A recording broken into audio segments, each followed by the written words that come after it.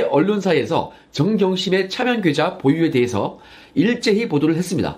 여러분, 일단 차명계좌를 이용했다는 것은 금융실명법을 위반한 것입니다. 금융실명법을 위반하면요, 그 처벌 조항이 5년 이하의 징역 또는 5천만 원 이하의 벌금형에 처해지게 되는데요. 이거 비교적 센 처벌을 받을 수 있는 법입니다. 그런데 단순 차명계좌 운영이 아니라 그 차명계좌를 이용해서 탈세를 했다든지 범죄에 이용한다면요, 그 불법성이 더욱더 커지는 거죠. 자, 여러분, 정경심의 경우 차명계좌를 이용한 이유가 무엇이겠습니까? 일단 기본적인 사실관계를 먼저 한번 살펴보겠습니다. 조선일보 이정구 기자의 언론 기사를 위주로 해서 함께 살펴보겠습니다. 이정구 기자는 저도 저녁 식사를 한번 같이 했는데요. 키가 190을 훌쩍 넘고요. 인물이 탤런트같이 잘생긴 전도 유망한 기자입니다. 자, 이정구 기자의 이 기사를 보면요, 정리가 잘 되어 있는데, 일단 정경심은 2014년 6월에 친동생인 보나시스템 정모 상무 명의로 차명증권 계좌를 개설한 것으로 이렇게 알려져 있습니다. 검찰이 최근 압수물을 분석하는 과정에서 정경심이 2014년도에 한국투자증권에서 계좌를 개설하면서요, 그 계좌 개설 신청서에 성명 쓰는 부분에 동생인 정상무 이름을 기재한 것을 찾아냈다고 그렇게 보도가 되었습니다.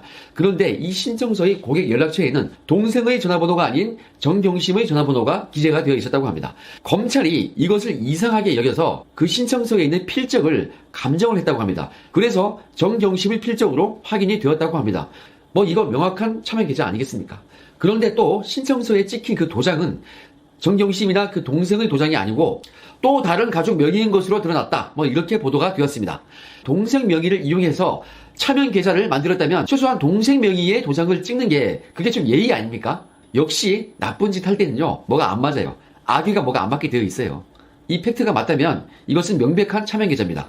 주거래 증권 계좌를 만들면서 신청자 이름, 연락처, 주인, 신청자 도장 모두 다른 사람의 명의라는 것이죠. 금융업계 관계자는 이거에 대해서 차명 계좌를 만드는 사람들이 쓰는 전형적인 수법이다, 뭐 이렇게 얘기했다고 하는데 이거 맞습니다. 제가 자금 추적하면서 차명 계좌 엄청나게 찾아봤는데요, 지금 정경심의 케이스가 전형적인 차명 계좌의 형태가 맞습니다. 그리고 차명 계좌의 경우에는요, 그 차명 계좌를 만든 사람이 여러 가지 차명 계좌를 가지고 있다면은 그 차명 계좌의 비밀번호까지도 거의 일치합니다.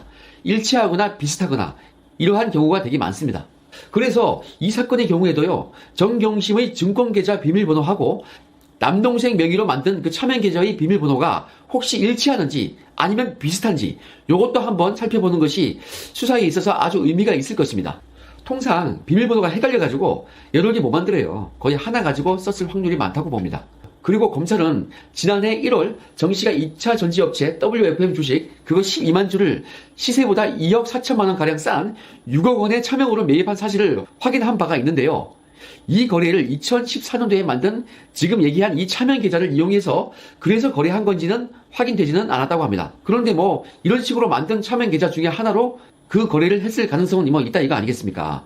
조선일보 이정구 기자의 이 기사에 따르면요, 검찰은 WFM 주식 매입과 관련해서 최근 정상무로부터 이러한 진술을 확보한 것으로 보도가 되었습니다. 뭐냐면은 누나와 함께 지인 명의로 주식을 산 다음에 내 집에 보관했다, 뭐 이렇게 진술을 했다고 하죠. 검찰은 또한 정상무가 지난 8월 당시에 정씨, 정경심 그리고 정경심의 변호인 등과 모인 회의에서, 이거 이인걸 변호사인가? 하여튼 그 회의에서요, 누나와 매형에게 피해가 가지 않게 내가 책임지겠다 이렇게 말한 사실도 검찰이 확인했다고 합니다. 검찰은 정씨가 오랜 기간 차명으로 주식 투자를 했고, 그리고 조국이가 민정수석이 되었던 2017년 5월 이후에도 이러한 행태를 지속한 것으로 보고서 수사를 하고 있는 것 같습니다. 검찰 관계자는 차명 투자를 확인하기 위해서 이날 정씨의 일부 계좌를 추적하고 있다, 뭐 이렇게 얘기했습니다. 뭐 이렇게 언급한 것으로 이정구 기자가 취재를 했죠. 지금까지 말씀드린 이 부분이 이 기사의 요지입니다. 그러니까 일시적으로 한 번만 일회성으로 차명 계좌를 사용한 것이 아니고 오랫동안 차명 계좌를 활용했다는 건데요. 이러면은 금융실명법 위반에 대한 그 불법성이 더욱더 커지는 것입니다. 자, 여러분, 최근 상황을 보면요, 검찰이 정경심의 전체 주식 거래, 즉 작전주를 써서 주가 조작으로 돈을 번 것이 아닌지 이러한 것을 살펴보는 것으로 나와 있는데요. 그런 과정에서 아마 정경심이 본인 계좌와 가족 계좌를 이용했을 것으로 그렇게 보입니다.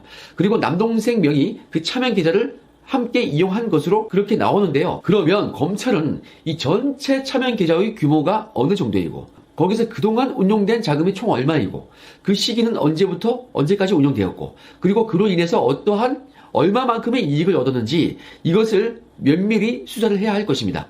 또 있습니다. 한국투자증권을 통해서 남동생 명의의 차명 계좌를 2014년도에 만들었다고 하는데요. 아마 이것이 그 PB 김씨가 만들어준 것이 맞다면요, 그 김씨가 차명 계좌임을 뻔히 알면서 만들어준 거 아니겠습니까? 그럴 개연성이 상당히 높죠. 그러면 금융기관 직원이 금융실명법을 위반하면요, 금융권 직원으로서는 아주 치명타입니다. 제가 오랜 기간 자금 추적을 하면서 느낀 것은 뭐냐면은, 고객과 금융기관 직원이 유착된 것이 참 많다는 것입니다. 이것은 우리나라에 있는 아주 특유한 문화 중에 하나입니다. 외국에서는 잘 이러지 않아요. 제가 중수부에 있었던 10년 전에 2009년도 10년도 요때쯤에요, 일본 검사가 우리나라 대검찰청에 방문했을 때 제가 그 한 명을 위해서 자금 세탁 수사 강의를 한 적이 있어요. 그때 제가 그 일본 검사한테 강의한 것 중에 하나가 금융기관 직원이 공모한 자금 세탁, 이러한 부분을 강의한 적이 있었어요. 그런데 그 일본 검사가 이 강의를 듣고 하는 얘기가, 우리 일본에는 이러한 사례가 거의 없다, 참 없다, 이게 이렇게 얘기를 했었거든요. 그때 제가 정말 부끄러웠습니다. 그만큼 우리나라에는 특히 이제 큰 기업이 있다고 치면은 그 기업 건물에 입점해 있는 금융기관, 1금융기관이라 할지라도 그 금융기관 직원은요, 그 담당 직원은 완전 을 중에 을이에요. 자금 세탁한다고 이것저것 부탁을 했단 말이에요. 그런데 그거 부탁 좀 안 들어줬어. 금융실명법 위반이 어쩌고 저쩌고 이렇게 하면서 안 들어주면요, 그 직원 다른 데 보직 이동 안 되었겠습니까? 이게 우리나라의 문제거리입니다. 정말 이건 문제죠. 이러한 문화는 빨리 바뀌어야 합니다. 뭐 대부분의 은행 직원들은 금융실명법을 바이블로 여기고 이거 철저히 지킵니다. 그런데 정말 가불관계로 꽉 짜여져 있는 경우, 뭐 대기업이 자기 건물에 입점해 있는 그 은행 지점에 수천억 원을 예치해 놨다면요, 그거 돈 뺄까봐, 그거 돈 빼면요, 그 지점장 큰일 납니다. 그러함에도 불구하고 그것을 무릅쓰고도 금융실명법을 지킬 수 있도록 금융실명법 위반에 대한 처벌을 강화해야 할 것입니다. 자, 그 외에 채널 A에서도 정경심이 레드펀드로 참여 운용했다는 그 내부 진술을 검찰이 확보했다고 보도했는데요. 그 코링크 피어의 핵심 관계자가 검찰에 이렇게 진술했다고 보도가 되었습니다.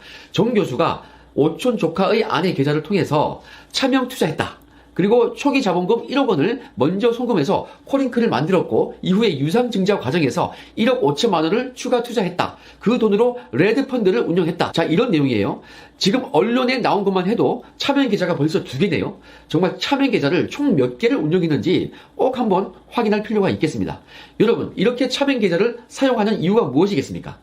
가장 큰 이유 중에 하나는요, 자신의 재산 규모를 감추려는 목적이 있을 것입니다. 특히 탈세 목적이 가장 흔한 이유입니다. 두 번째는요, 그 재산이 불법으로 만든 재산이라는 그것을 감추기 위함입니다. 일종의 크게 보면 자금 세탁으로 분류가 될 수도 있어요. 범죄 수익을 은닉하는 거죠. 정경심의 경우에는 지금 각종 언론에서 나오기로 이렇게 주식 거래를 하면서 미공개 정보를 이용한 것이 아닌가, 이러한 보도가 많이 나와 있습니다. 그러면 그 혐의 자체가 자본시장법 위반인데요. 이 법이 만들어지기 전에는 증권거래법이었거든요. 증권거래법 위반이었습니다. 한마디로 주가 조작을 했다는 거죠. 만약에 정경심이 주가 조작을요, 공범들과 공모를 해서 주식 가치를 올려서 재산을 증식했다면은, 그랬다면 그것이 바로 정경심이 여러 가지 차명 계좌를 사용한 그 이유를 가장 확실하게 설명해 주는 것입니다. 주가 조작은 중대한 범죄인데요. 이게 만약 예를 들어서 정경심이 본인 명의의 계좌 이거 하나만 했으면요, 그 한 명이 주가 조작으로 얻는 이익이 너무 크지 않습니까? 만약 하나 걸리면 크게 처벌받는 거예요. 그러니까 이러면 주가 조작의 주범으로 너무 뻔하게 드러나니까 그 위험을 분산시키는 것으로 볼 수 있겠습니다. 그러한 것을 방지하기 위해서 정경심이 여러 사람 명의로 투자금을 분산시켜서 그렇게 운용했을 것으로 저는 저의 수사 경험상으로 그렇게 판단을 하고 있는 것입니다. 또한 여러 사람으로 분산해서 차명 계좌로 수익금을 얻었다면요, 주가 조작을 해서 수익금을 얻었다면 그 또한 여러 갈래로 세탁을 편하게 할 수 있겠죠. 그렇기 때문에 그 범죄 수익금을 감추기도 매우 쉬운 겁니다. 만약에 정경심이 차명 계좌로 운용된 자금으로 주가 조작을 해서 막대한 이익을 얻었다는 것을 검찰이 밝혀낸다면요, 정경심 부부에 대한 그 비난과 처벌 수위는 엄청나게 가중이 될 것입니다. 그리고 그 과정에서 조국이 그것을 사전에 인지했을 가능성이 매우 큽니다. 부부지간에는요, 단돈 100만 원을 송금하더라도 그 이유를 그것을 알고 송금하죠. 조국은 배우자인 정경심에게 5천만 원씩 무려 1억 원을 송금한 사실이 있습니다. 수천만 원씩을 송금하면서 그 사용처를 묻지도 않고 송금해 줬을까요? 이것은 상식적으로 납득이 안 가는 거죠. 자, 여러분, 이런 것들은 누가 봐도 수사해야 하는 거 아니겠습니까? 금융거래 범죄니까 금융거래 추적하는 거, 계좌를 추적하는 거, 이거 기본 중에 기본 아니겠습니까?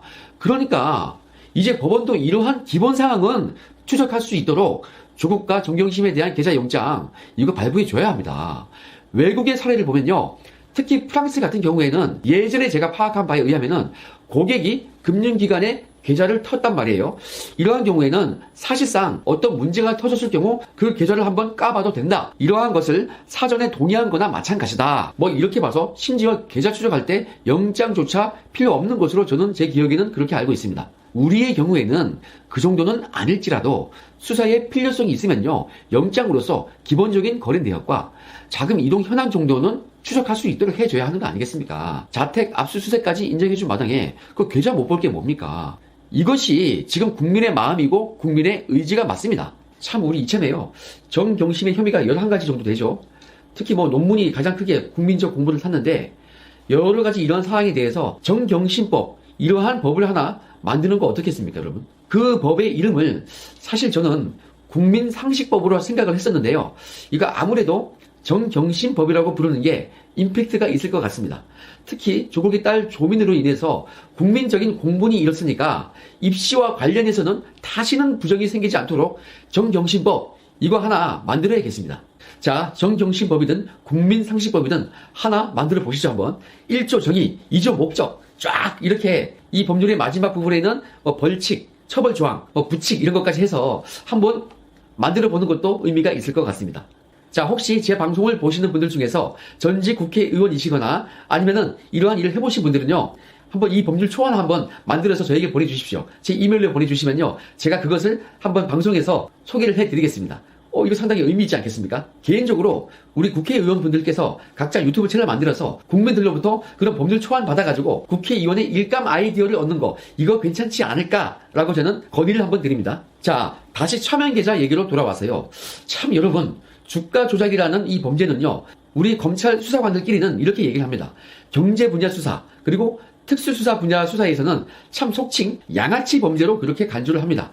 그런데 한 대학의 교수라는 사람이, 민정수석의 아내라는 사람이, 법무부 장관의 아내라는 사람이 이런 파렴치한 행위로 재산을 증식시켰다고 생각을 하니까 참 우울해집니다.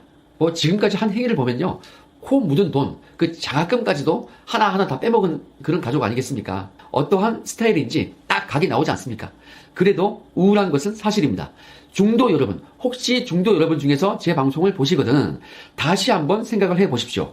다른 사람도 아니고 이 정부의 아이콘, 이 정부의 황태자였던 조국의 일가가 이러한 일을 자행했다고 합니다. 여러분, 그냥 꼬리 자르기 하지 마시고요, 이런 사람을 채용한, 이런 사람을 계속 요직에 앉혔던 그 사람을 분명히 심판해 주시기 바랍니다. 자, 이 정부의 성적표에 A학점인지 B학점인지 C학점인지 이것을 분명히 표기해 주시기 바랍니다. 저는 얼마 전에 국회에서 유튜버들을 불러 모으고 했던 그 방송에서 이런 얘기를 한 적이 있습니다.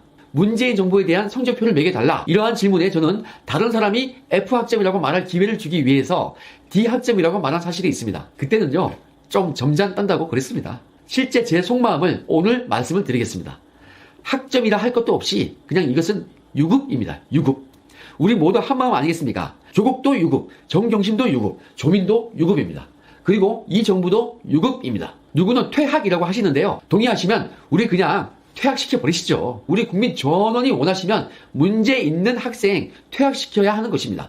괜히 우리 착한 학생들 물들면 안 되지 않습니까? 여러분, 우리 문제